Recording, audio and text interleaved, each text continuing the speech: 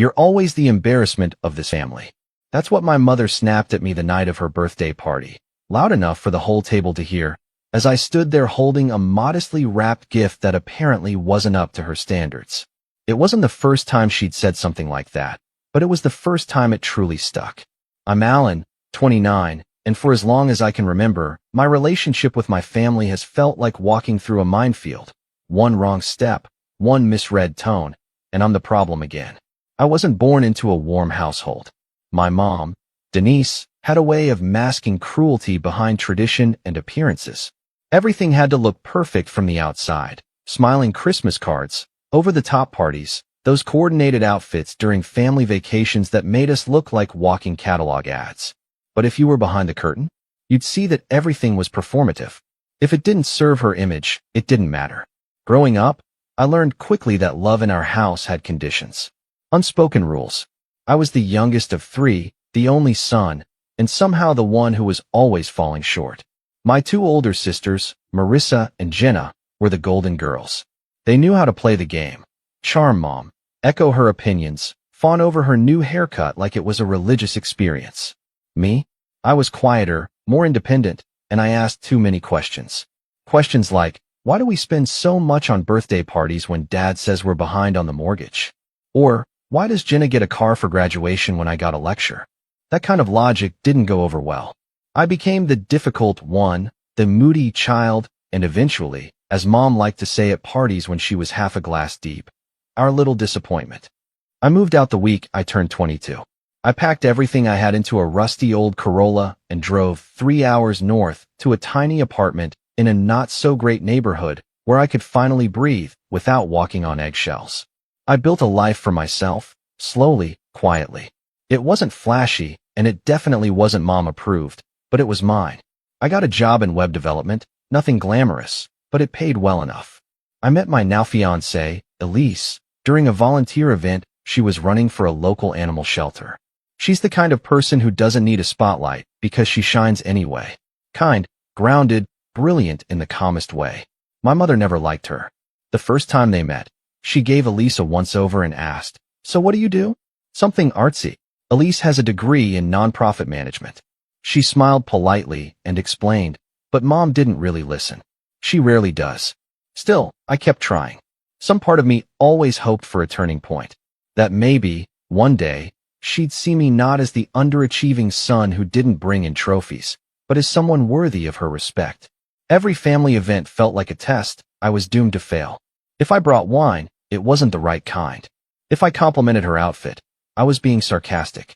And if I didn't say anything at all, I was cold and ungrateful.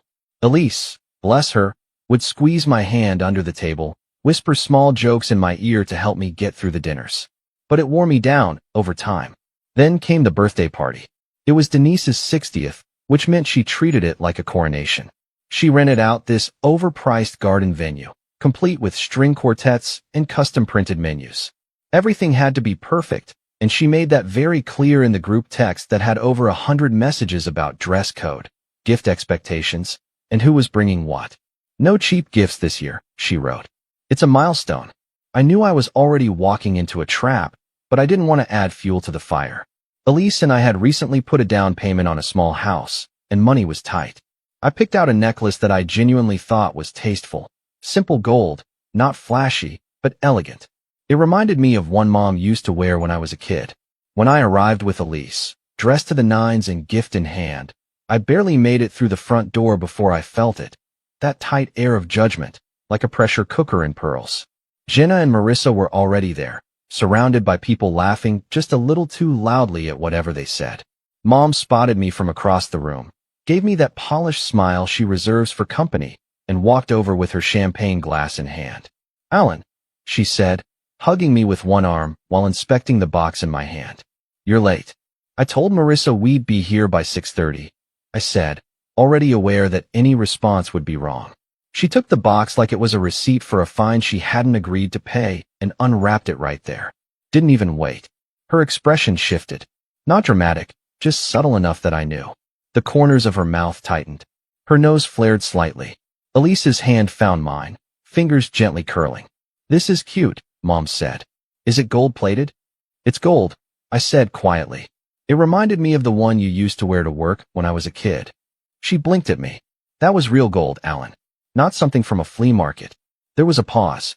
One of those thick, sticky silences that coats the room like syrup. I didn't say anything. I couldn't. I was too busy trying to keep my face from reacting. Then she added it. Casual, dismissive, cruel. You're always the embarrassment of this family. I don't know why I expected anything different. A laugh rippled nearby. Probably someone who didn't know any better, thought it was a joke. But I knew it wasn't. And so did Elise. I looked at her, and her eyes told me everything I needed. We don't have to stay. You don't have to put up with this. So we left. No scene. No shouting. I just turned, took Elise's hand, and walked out of that over-decorated venue with the string quartet still playing in the background. Mom didn't call after me. Nobody did. And that, somehow, was the loudest part of the whole night. The next morning, I woke up to a text from my sister. You could have just smiled and dealt with it for one night. She was really hurt. Hurt. Right.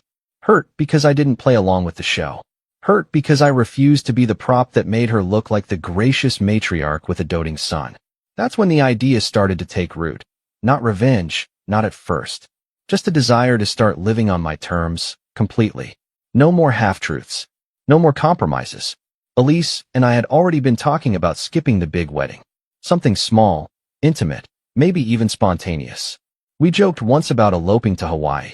But that morning, as we sipped our coffee and sat in silence, she looked at me and said, let's just do it. Let's stop waiting for them to care. That's when I made the call. And that's where everything really started to spiral. After the birthday party fiasco, you'd think there would be fallout. A phone call, an apology, even a passive-aggressive voicemail. But there was nothing. Just silence from my family, like they were collectively waiting to see if I would come crawling back. I didn't. Elise and I left town 2 days later for a quiet weekend upstate. No phones, no family group texts, no emotional landmines. It was peaceful.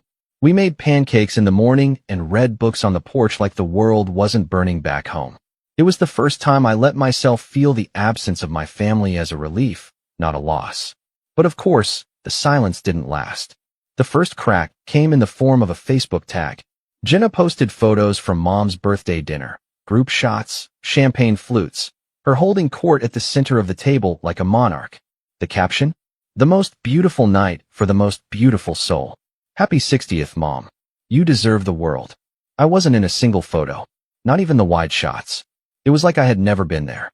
Elise leaned over my shoulder, reading the caption aloud with that dry, sardonic tone she reserved for reality TV and my family's social media. You'd think she gave birth to the Virgin Mary, not a woman who once threw a salad bowl at your dad for buying the wrong brand of croutons. I laughed, but it stung. Not because I wanted to be part of the post, but because the erasure was so pointed, so deliberate. It was a digital reminder that I had failed to perform, and therefore I no longer existed. Over the next few weeks, I kept waiting for some version of reconciliation, maybe even a confrontation. But instead, what I got was avoidance. The family group chat, which had been mildly active before, suddenly exploded with wedding planning talk, but not mine.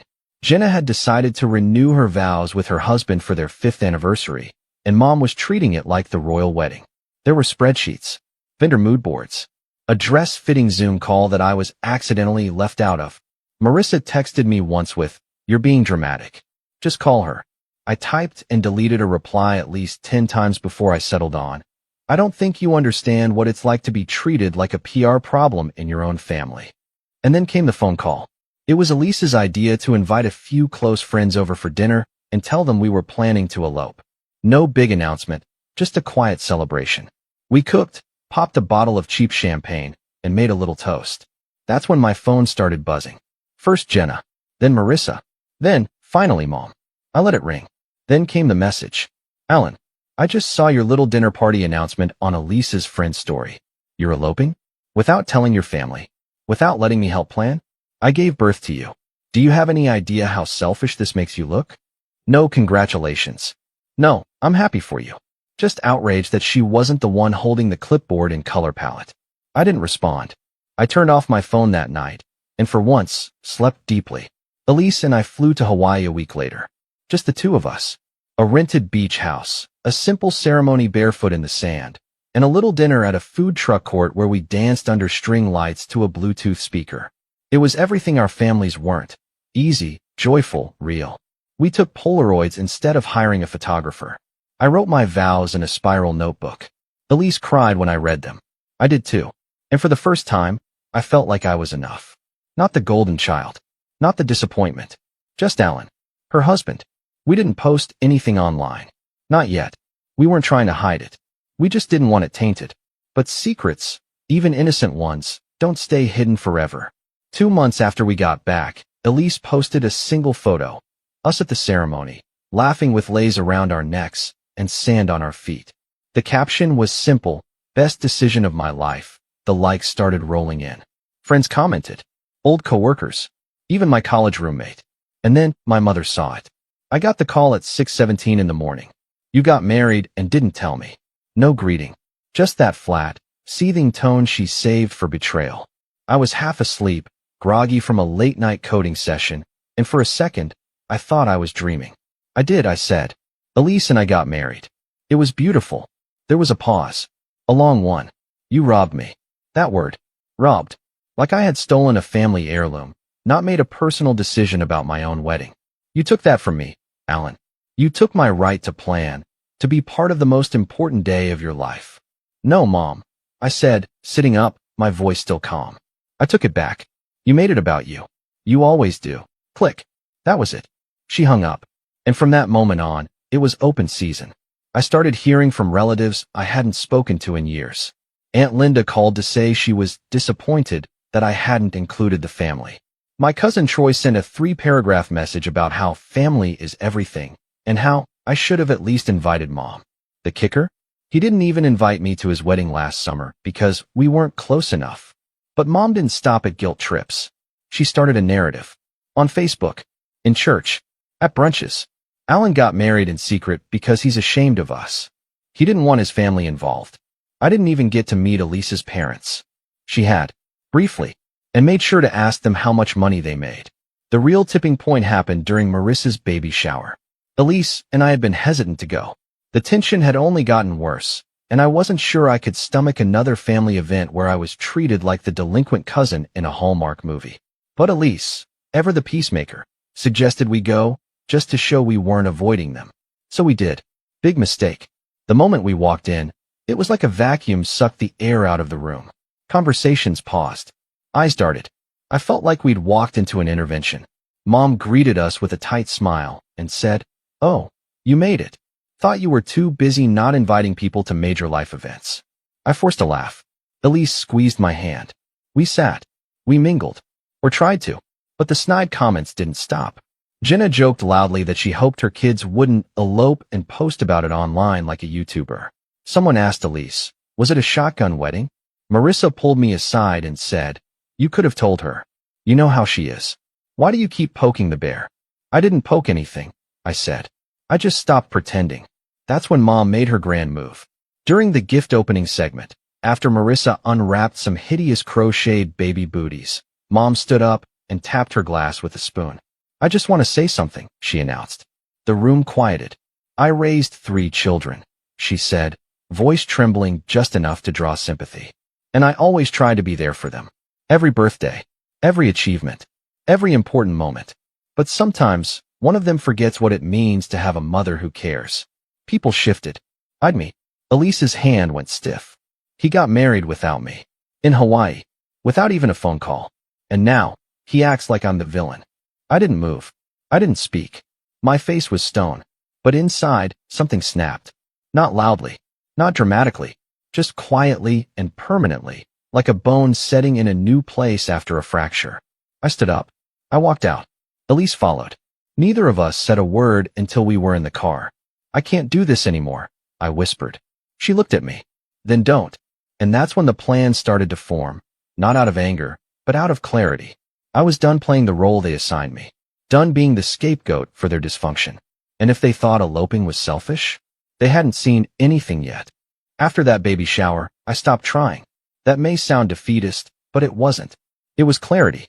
For the first time in my life, I truly understood that no amount of explaining, no amount of effort, No amount of bending over backwards was going to make my family see me for who I was. Not unless I stayed in the box they built for me. And that box? It was tight. It was airless. It was filled with expectations I never agreed to. I didn't go no contact. Not right away. But I went quiet. I muted the family group chat. I archived my sister's messages. I let calls go to voicemail and stopped justifying why I didn't pick up. At first, there was noise. Mom called 3 times in 1 week. Jenna sent a voice note that was basically just a guilt trip with jazz hands. You're not just punishing her, Alan. You're punishing all of us. But then, the silence returned. A deeper, colder one. The kind that made you feel like a ghost in your own bloodline. Elise stood by me through all of it, but even that started to weigh on me. Not because she ever made me feel like a burden, far from it, but because I knew she hadn't signed up for this level of tension. When we got married, we thought we were starting a life, not entering a war of attrition with a matriarch who believed she'd been robbed of her throne. And then came the final kick to the ribs. It started innocently enough. Elise's parents were planning a small barbecue and invited us to join. I hadn't seen them much since the wedding, mostly due to distance, but they'd always been kind to me, supportive in ways I wasn't used to. They respected boundaries. They asked about my work, not to judge it, but because they were genuinely curious. I was looking forward to it, until I found out my mother had called them. Somehow, she'd found Elise's mom's number. I still don't know how, but she called her. And what did she say? She told my mom she was concerned. Elise said to me that night, face pale, that you've been acting out of character. That she was worried you were pulling away from family because of outside influences. Outside influences, I repeated. My voice was steady, but my jaw was clenched so tight it hurt. Like you're some kind of puppet master? She implied that I manipulated you into the elopement. That I isolated you. She called me calculating. That word. It hung in the air like smoke. Elise had never once raised her voice to my mother. Had never confronted her. Had never been anything but gracious, even when she had every right to walk out. And this was the thanks she got. I spent the rest of that night staring at the ceiling, thinking about my childhood, about the way my mother had used love like a leash, about how I'd learned to anticipate her moods like weather patterns, calm one moment, thunderous the next, and how I'd carried that hypervigilance into adulthood like a second skin. I was tired, not just of her, but of myself, of who I became around her, of the quiet, obedient version of Alan that kept showing up hoping this time would be different, hoping I would be enough. That was the fall, the quiet kind. No big breakdown, just a slow unraveling of illusions I didn't realize I was still holding on to. I started therapy 3 days later. It had been on my mind for months, but I always found reasons to put it off. Money, time, pride. But Elise helped me find a local clinic that worked on a sliding scale, and I booked the appointment before I could talk myself out of it. My therapist's name was Raj. He was calm, gentle. He didn't ask too much at first. Just let me talk. I remember the first thing I said.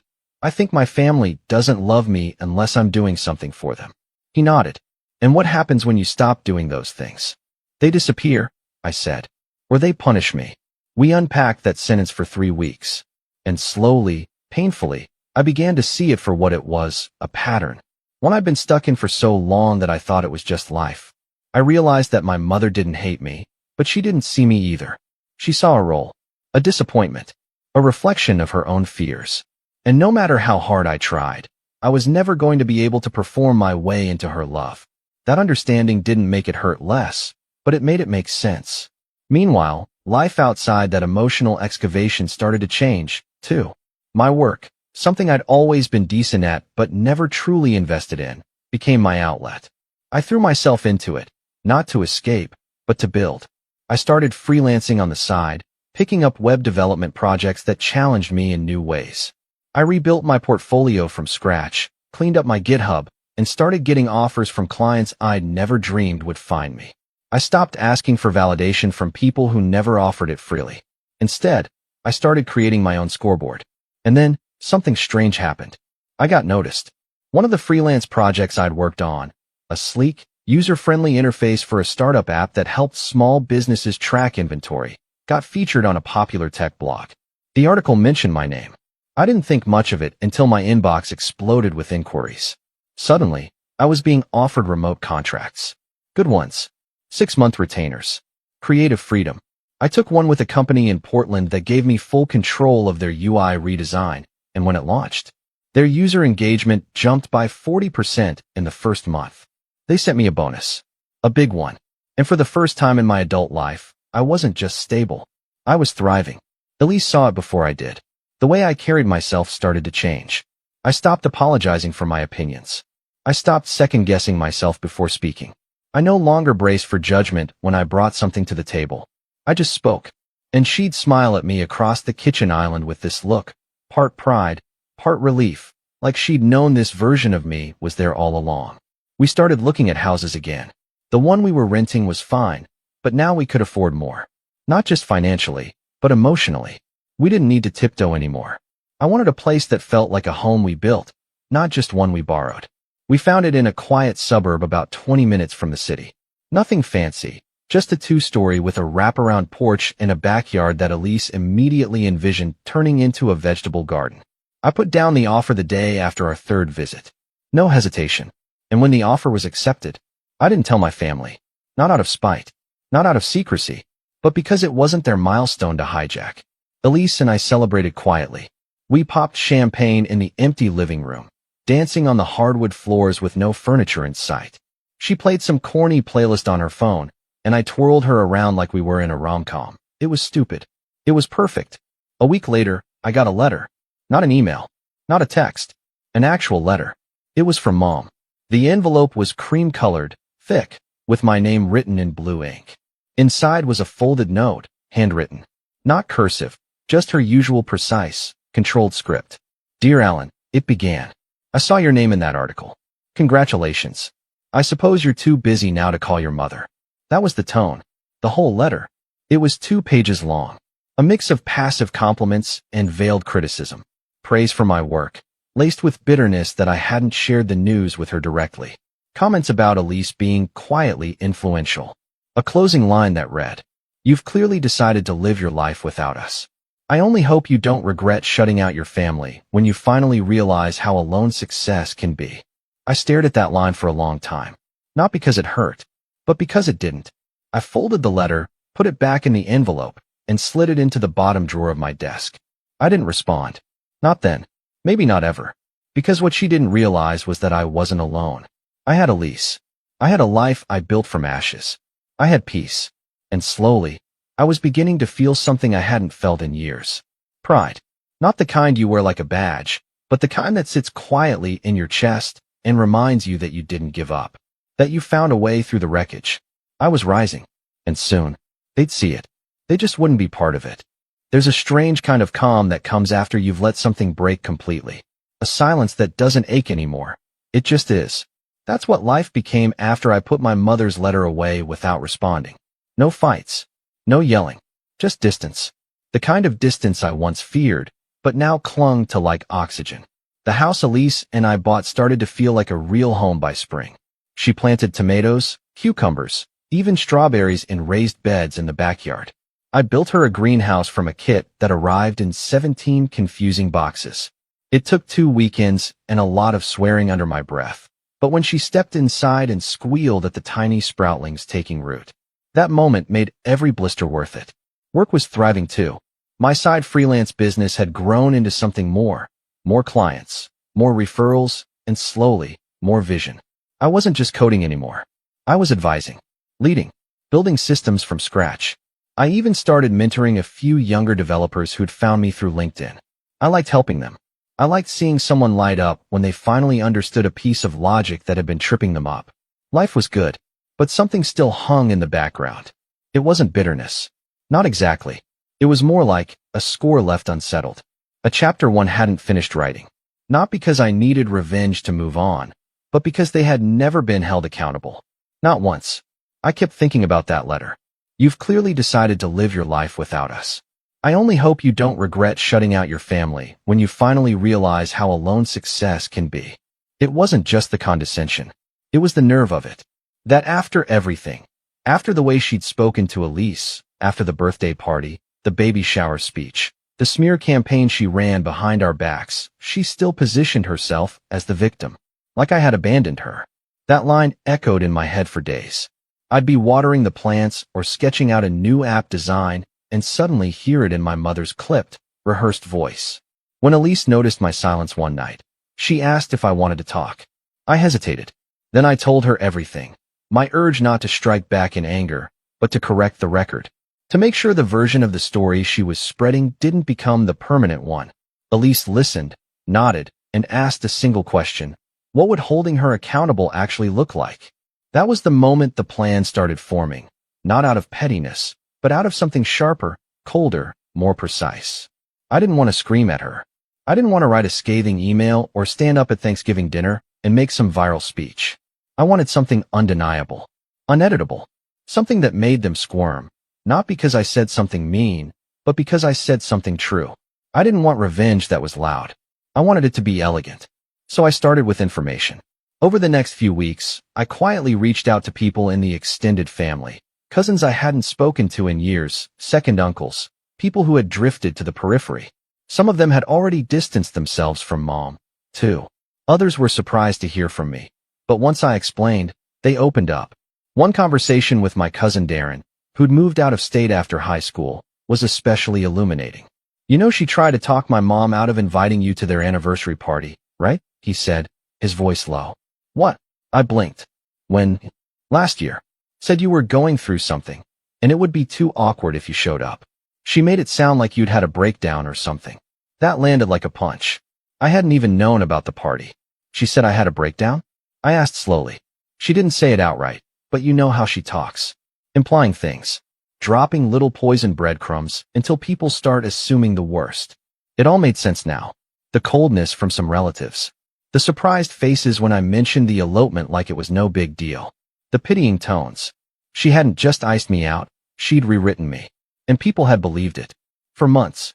I got off the call with Darren and sat in silence for almost an hour. Then I opened my laptop. I created a folder and named it The Record. Inside, I began compiling everything. Photos from the wedding, voicemails, screenshots of texts, especially the ones Elise had gotten from my sisters, passive-aggressive jabs about being influential and secretive. Elise was hesitant about saving those, but I reassured her. We're not publishing this, I said. We're documenting it. For us. For truth. I wrote a long personal statement. Not for social media. Not yet.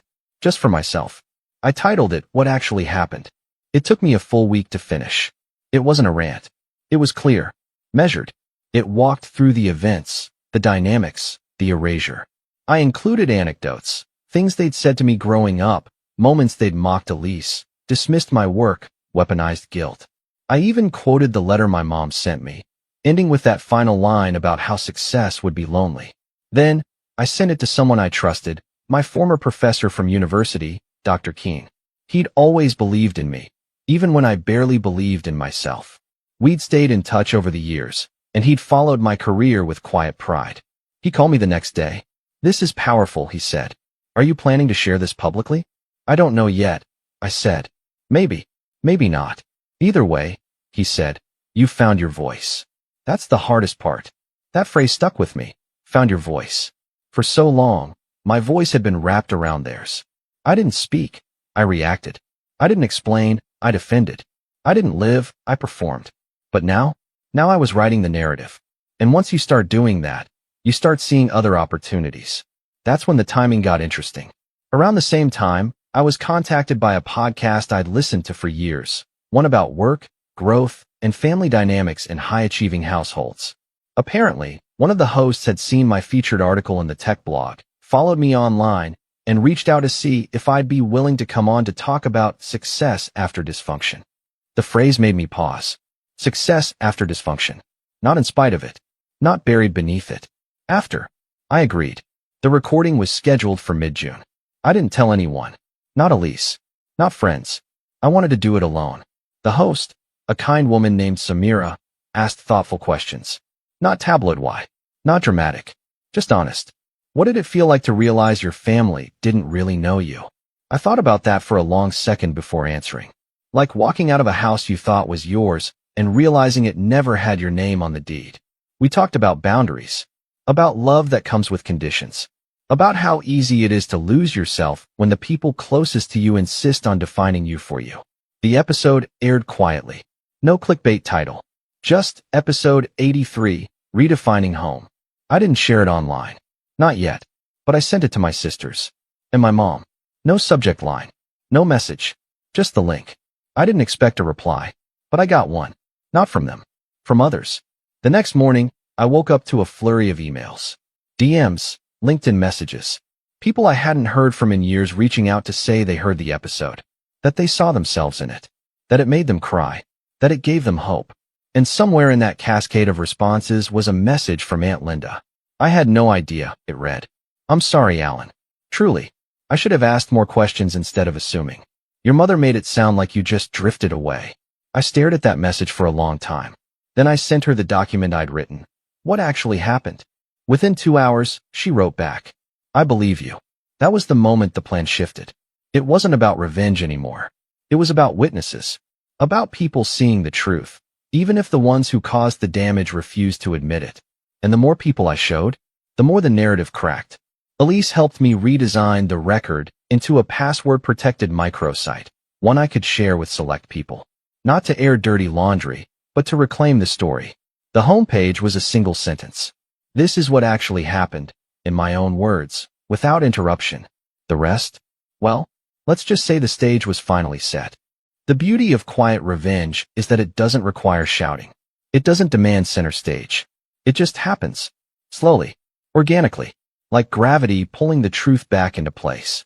After Elise and I finished the microsite, the digital home for my story, we didn't rush to share it. I was selective. Intentional.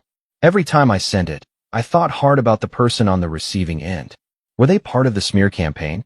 Did they believe Mom's narrative without ever hearing mine? Or were they just orbiting the drama in silence, too unsure or too polite to ask? The first group I sent it to was the extended family.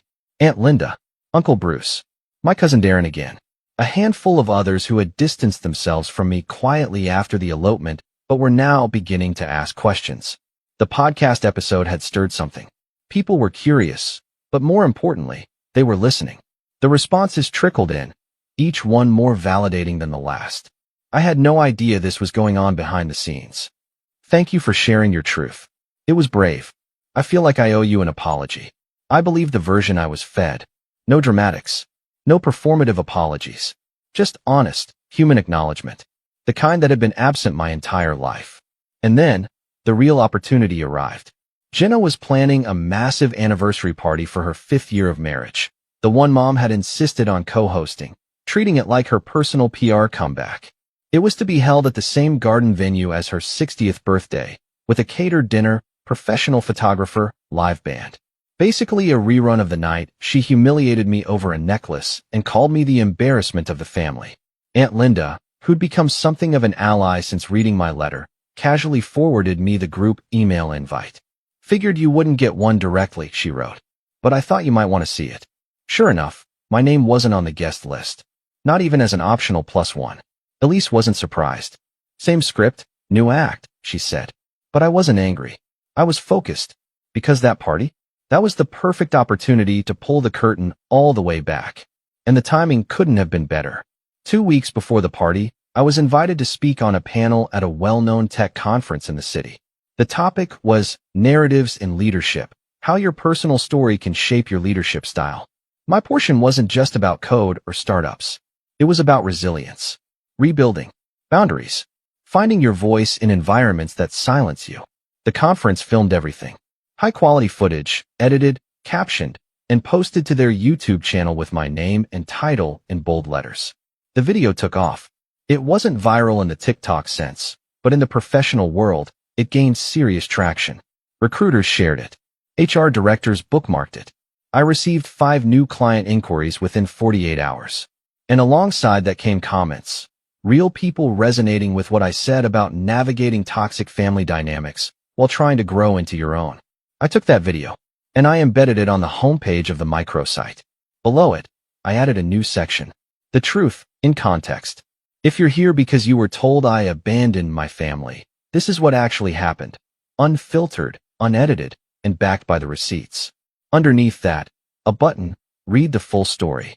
Then I created a new mailing list. Just one email. One link. No message. No commentary. And I sent it. Not just to the extended family this time. To everyone. Old neighbors. Church friends. Family acquaintances who used to host us during holidays.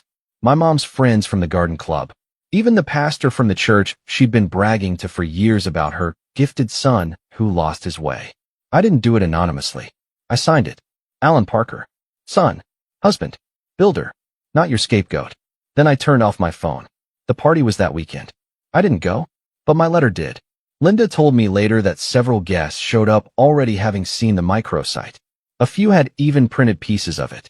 One woman apparently walked up to my mother and said, "So this is the garden where you called your son an embarrassment.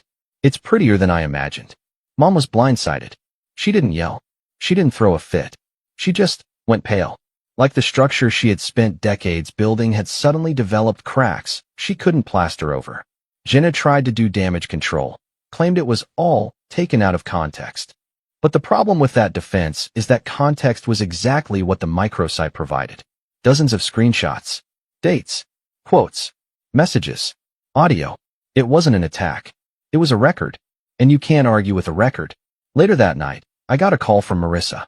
I hadn't heard her voice in over 6 months. "You made Mom cry," she said flatly. "Did she cry when she called my wife manipulative?" Silence. "She's devastated," Marissa added after a pause. "She says you turned everyone against her." "I didn't turn anyone," I said. "I just let people see what she's always hidden. If that feels like betrayal, maybe that's because she built her reputation on a lie." "I just wish you'd handled it differently," she said, tone brittle. "I handled it quietly. With facts. You all just never expected me to say anything."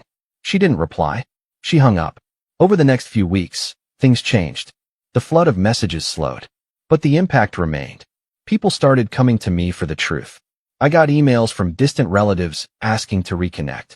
Former mentors sent messages of support. Even Elise's parents, who had been caught in the crossfire of Mom's manipulations, thanked me for standing up, not just for myself, but for Elise too. Elise and I continued building our life, but now with something new in our foundation, closure. I no longer felt the need to prove anything, to defend, to explain. And then, finally, the last domino fell. I received a handwritten letter from my mother. The envelope was cream again, but the handwriting was shakier. It wasn't long, barely half a page. It didn't say, "I'm sorry," but it said this: "You were right. I didn't see you. I saw the version of you I wanted, and I punished you when you refused to be him. I don't know how to undo that, but I read every word, and I can't say you were wrong. Mom." I folded the letter slowly, placed it in the same drawer as the first one she sent. Then I closed the drawer, not because it didn't matter, but because it no longer defined me. In the months that followed, the silence from my family became permanent. No more guilt texts. No more performative invites. Just peace. Elise and I celebrated our 2nd anniversary with a small backyard dinner under fairy lights. A couple friends, some wine, and laughter that didn't feel borrowed or fragile. We were whole, not because we burned bridges, but because we chose to stop crossing the ones that always led to pain. My family had built a house of mirrors, but I built a home of my own. And in the end, I didn't need them to admit defeat, because the truth stood taller than their silence ever could. The day I stopped waiting for their love was the day I finally made room for my own.